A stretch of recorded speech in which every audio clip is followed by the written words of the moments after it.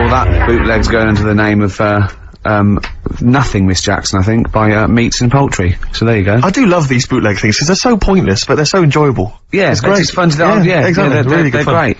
But, not as much fun as White Van Carl. White Van Carl, absolutely. Do you want to explain the premise? Well, we take the Sun asks someone else and asked Carl. It's simple as that. The Sun have just taken a normal person, we flipped it. We're gonna ask Carl the same questions about the week's news. Yeah, just basically your opinions, Carl, as ever. What do you make of, well, obviously the big news, David Beckham's broken foot? Is this a big concern for you? No, I mean, it's sad, you know, it's sadder for him more than anyone, because, you know, to like, be in the World Cup is like the main thing for him, innit? Yeah. But he's still a young lad, and, I don't think he'll give up. I reckon he'll still turn up. He'll be alright, and, yeah, good luck to the lad. You're not like David, I'm not gonna slag him off. His words. He says that like he knows him. Like he's popping round for drinks later. Yeah, like we tried to stitch you up. Go on. But, obviously yesterday, was it yesterday? I think maybe Thursday, the Sun printed a big picture of, David's, foot, and encouraged everyone to touch it at midday, because hoping that this would somehow, if we all thought and prayed together, somehow that would help his foot heal. Do you believe in that? No. Do you have any belief in that? No, you're going down the old, like, Geller route, aren't you? Sure. And it's stupid. Yeah. I'm sure, I mean, it's nice effort and everything, it sort of cheers everyone up. Hold on, you believe in ghosts and warlocks and licking toads. Why is that any more stupid than all those things? It's not gonna work, is it? Alright. Fine. It's rubbish. Okay.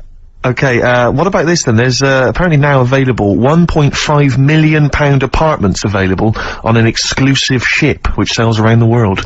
Yeah, it's like, what do you make of that? It's a huge thing, and you live on it, and it's, I mean, in theory... How big is it? It's mental. Do you know it's like a town centre. Do you know how, like, people said that the Titanic was the biggest ship? Was that only then? They've got bigger ones now, haven't they? Yeah. A lot bigger. Oil tankers are much bigger, and... Yeah. No, but actual liners are big. Yeah. It was the biggest then. Yeah. Because my mum told me that there was one that was that big that it had like rough areas on it.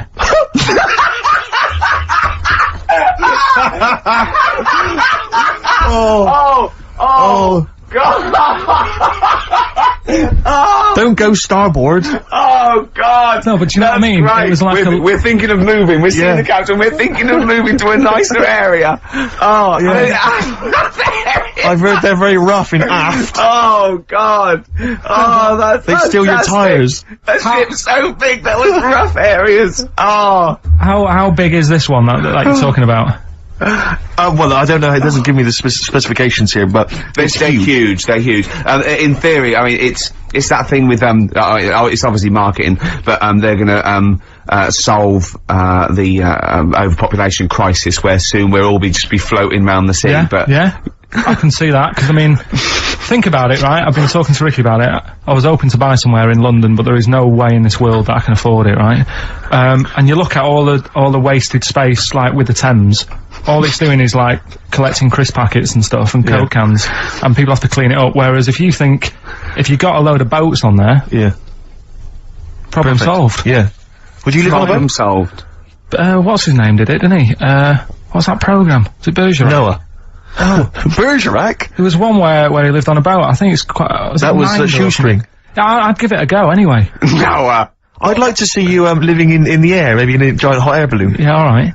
But no, the boat thing. Because it is going to get bad as well, isn't it? They're saying that the water's melting or whatever. The water's melting. The ice is melting. Yeah. And there's going to be more water and less land. So in the future, it's probably going to be the way we're going to be living, isn't it? Have you seen that film Waterworld? Nah, I don't fancy it. Because that sort of predicts that, yeah. What, are they saying that the ice thing is melt? Yeah. But at the same time, I was thinking about this a couple of weeks ago. If you get, I mean, I think I read that, like, a big chunk of ice, fell off one of the ice, what do you call them? Caps. Ice caps. Something like I think they said it's the size of the Empire State Building or something. Right. It snapped off and went into the water, and it's melted. And they say, oh, it's bad news, you know, something that size is melting. But the way I look at it, if something that size falls into the water, it's like a big ice cube, and it's gonna freeze it up again. Are you with me? Not really, Carl. Go on. Right, you get a giant ice cube, the size of the Empire State Building, stick it in the water, it's gonna make, it's gonna stick back on again, isn't it? Well, no, only if it freezes up again. Yeah, well, it will freeze up. The water's gonna get cold again because you've just put a giant ice cube in the water. So when you put an ice cube in a drink, the drink doesn't freeze, does it? No, the ice melts. If you put one the size of an Empire State Building in your glass of Jack Daniels, it's gonna make it freezing. It's not going in a glass of Jack Daniels, it's going in the ocean. I know, but I'm using my fables. Imagine a world. Use your brain instead! Imagine the world, imagine the sea, like the Arctic or whatever, have a glass of Jack Daniels. Okay. A big ice cube falls into it. Yeah. It freezes, it melts back on again. So we're alright, I don't know why everyone's worrying. God, thank God for that, I was getting panicked. Oh, fine. Do you understand what I'm saying? Yeah, no, you're right. Yeah, that will happen. Should we play some more music and then come back to White this is better than ever. This is dynamite this week. I'm in there on XFM 104.9. We're doing White Van Karl. Got another one there? Well, it's just your thoughts really on the Queen Mum's very British send-off that she was given this week. Yeah. What do you make of all those people queuing up to see her? Did you think that was incredible? Right. Well, we said last week, you know, there was I don't quite understand why there was so many people there, who were, like, getting really upset. Do you know what I mean? Really upset. Crying and stuff, and you know, you can lose someone who's like related to you, and you don't cry like that. You sort of sit there and you think back to what you did with them and stuff, and then that's it. But the queue thing, wasn't it like miles long and stuff? Yeah, it was. Yeah. Right, I was sat watching this with 12 hours queuing. Yeah. It never got to 12 hours. It did, but that was the estimated time. No, but how long is a queue when they're just like, you know, walking along? Think how far you can sort of like, you know, stagger in 12 hours. Incredible. It was been ridiculous. Yeah. But again, you know, if they want to do that, it's their time and that, innit? And it was at the weekend, so they could have, it's not as if they got out of work to do it. No. You know what I mean? They used their own time, so good on them. But I thought, right, what they could have done, remember when I studied Che Guevara? Yep. Yeah. Right? And don't be offended by this, it was just an idea, because they did it with Che Guevara. Remember when they cut him up? Yes, they cut him up, yeah. What was the reason for cutting him up? Well, they cut up Che in order to try and, you told us that they were going to send bits of his body to Fidel Castro and various other people, wasn't that right? As a warning, wasn't it, though, to all the people, like, one to... Yeah, my understanding was that they cut him up in order to, so they could bury him in different places, so that there'd be no shrine, there'd be not one place that you could go to in order to make him into a martyr. A little bit like that. I've like... I can vaguely see where this is going. 6 queues, and it's like, number 1, you can, you know, go and pay respect to her head, or whatever. Oh, God. No, but I just was thinking the way of speeding it up. I'm not having a go, I'm not, because they haven't done it, so it doesn't matter. But they did it with Che Guevara. Yeah. Everybody would have felt like they've got close to her, and it would have speeded it up. No, I mean, but I can understand. Can I just say that genuinely, Karl is not being disrespectful here. This is his best idea to cut down the queues. So don't phone in. He's not suggesting we should have done this. He genuinely is. But I mean, he's not doing it to be nasty or wacky or you know. He thinks this is a good idea, so... Can I just try to with Che Guevara, who was like a powerful man, he did a lot for the world and what have you. Yeah. And... are you aware that I feel slightly responsible for this, because have you heard of the quote, a little knowledge is a dangerous thing? Yeah. Okay. Steve, next one? No, just a very quick question. I can understand those that have queued for 12 hours to see the head. I'd be a little bit annoyed if I got there to find a toe. I'll tell you what, though. I'll tell you what they could do without chopping her up. They could put about 9 queues, each could see each hip she had. That's true enough. Because she'd have about 9 of them, so it'd just be, if you want to see the whole body, it's a 12-hour queue. If you just want to see a couple of the hips... Here's another suggestion for you, I've just thought, right? What?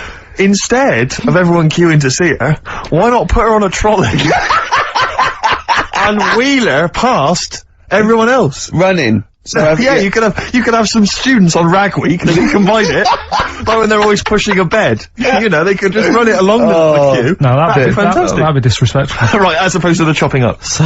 Sure.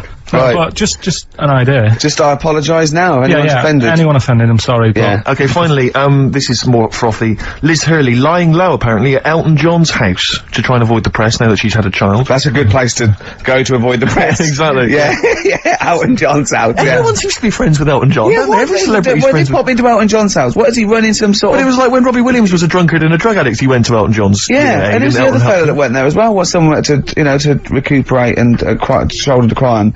Is he giving out false passports? But I don't know if people have seen his history. He's not the man of, you know, I mean, I know he's cleaned himself up now, but, you know, maybe that's it. Maybe he's got this kind of insight into how to deal with celebrity. Yeah. What do you think? I think it's just genuine mates with him. I think he's just like a friendly I bloke. think she's been doing too much lying low in the first place. That's part of the problem, isn't it? High five, Carl. That was a genuine joke from Carl there. And he's so proud of himself. Look at his little face. Too much lying low. Oh, that was my but I man, agree Carl. with you. Why can't she just go around to her mum and dad's or something rather than Elton John where everyone's looking? Yeah. Yeah. Yeah. That's the point, isn't it? Yeah. So that was good, yeah. Very good, yeah. Right, what music we got? We got, Bit of Flaming Lips. Flaming Lips, excellent. There's the classic Race for the Prize. Should have been a big hit, never was, sadly. The Flaming Lips and Race for the Prize. Just playing that, Rick, for everyone who emails us. We get a lot of emails every week, but obviously don't really respond to them because we're very lazy people. But we obviously appreciate it. And I play that particularly for Claire, who's emailed in saying her friend Sarah Prosser would like some Beatles. We're not going to play the Beatles this week, but Sarah apparently loves us more than words can express. More than Carl could express. Absolutely. I'm going to stop you there. Do you want an advert?